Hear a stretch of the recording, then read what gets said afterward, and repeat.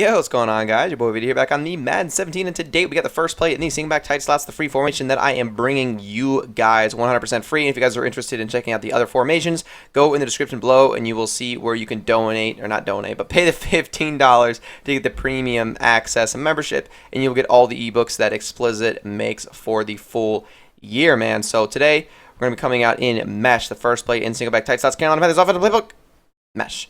So there's a few different ways you can run this, and by a few, I mean two ways. Either you could leave your A receiver dragged or you could streak him. So what you want to do is block your running back LB or L1 up on the right stick. Boom, you got yourself a blocked running back. Streak your A receiver or don't streak your A receiver. I don't really care. We're going to streak him the first time. Y or triangle, A or X, and then up on the right stick. Boom, you got yourself a streaked A, and then slant your X, Y or triangle, X or square, right on the right stick. Boom, you got yourself a slant. And that's all you really got to do. You snap the ball, you're looking at B, Y, and X. So we're going to snap the ball, man coverage, hitting our B receiver. We angle that over to the right, really that simple. If you don't know how to pass lead, you just hold right on the left stick, and you're going to pass lead them to the right. Obviously, whichever way you push the stick is the way that you're going to be pass leading them. So once again, snap the ball, more man coverage, but this time I'm going to hit the slant. Okay, I'm being an asshole. I'm sorry. I'm sorry. I was trying to show you that you can also hit the slanted man coverage, but not if there's a middle hook zone. I'm an asshole. So snap the ball. This is zone coverage. You're going to dump it off underneath. We got Aguilar. He's fast, nice and fast. Aguilar. Okay, I'm an Eagles fan, but don't kill me because I honestly don't even know how to say his name. Aguilar? I think it's Aguilar. I don't know, man. Kill me. For all I know, man. So this time we're going to hit our slant receiver. We see that two people got pulled up, and I'm going to do my best to try and explain to you guys what makes stuff open so that maybe you can make concepts yourself. But you're going to see that when the slant comes across the middle of the field, my number 82 in this post route is pulling up Ryan Kerrigan, number 91, and the streaking route is pulling up number 56, leaving these two people wide open over the middle of the field. This time we hit our slant, we get a nice few yards. So that's the whole point of those people. Of streaking your A receiver is to pull that zone out of the way.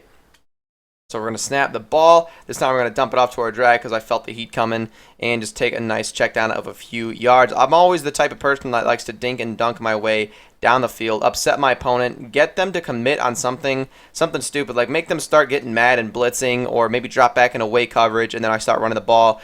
I just like to dink and dunk my way down the field. Definitely a pass first, even though I don't really try to throw it really deep.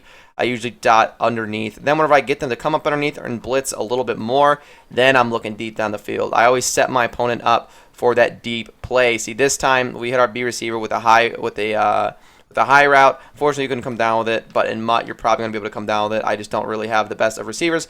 Forgot to block my RB running back that time, but that's okay. It doesn't really matter. He's not really a read, so I just like to leave him blocked so I have an extra blocker. You could always move him in motion too, which is great if you see that he's overloading the left or the right side. Like right now, if he's overloading the right side, clearly, what you can do is just move your running back over to the left side by holding down B or circle, moving down to him, and hitting left on the D-pad. You got him shoved over there, so he's going to help out a little bit more on the right side. That was a stupid read. I'm sorry, I should have done that earlier.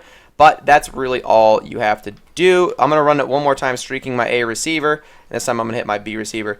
And that's the last time I do it like that. Now I'm going to leave my A receiver dragged and show you that it works the same way with your A receiver dragged. It's just the slants aren't as good. But you could hit your A receiver on the other side of the field like that over there. But you got to keep in mind that he is a tight end, so if he's up against a cornerback, they're going to be able to play him pretty well, which is what happened right there. Even though normally normally a drag is going to be open, if they're up against a cornerback, odds are the cornerback is going to be able to close the distance pretty easily and swat that ball before it can get in there. So just like that, slant our X receiver, keep our A receiver dragged, snap the ball. You see we can hit our A receiver over there. Now I'm just forcing it to him for no reason, and of course that's an incomplete pass. But I'm forcing it to him for no reason. Obviously make the intelligent read depending. I prefer to streak my B receiver or my A receiver. But, it's completely up to you. That was goal line. This definitely isn't a goal line play. Actually, no, you probably could run this play on goal line. You're just more looking on the Y and the X, like the left side of the field other than the right, because the post is going to be played by deep blue. So one more time, let's run this play before I wrap up this video. Normally, I'm going to hit my drag this time because it was the only thing that's open. Rack it for a nice few money yards. Get out of bounds because the strips are ridiculous this year, guys. You got to be careful. You don't want to run into people, and when they come up behind you, Sometimes it might actually just be better to go down and just put yourself down if they're catching up behind you, because strips from behind are ridiculously effective this year. So let's run the play just one more time, and I don't know why I did that. I shouldn't have run the play one more time. That was stupid.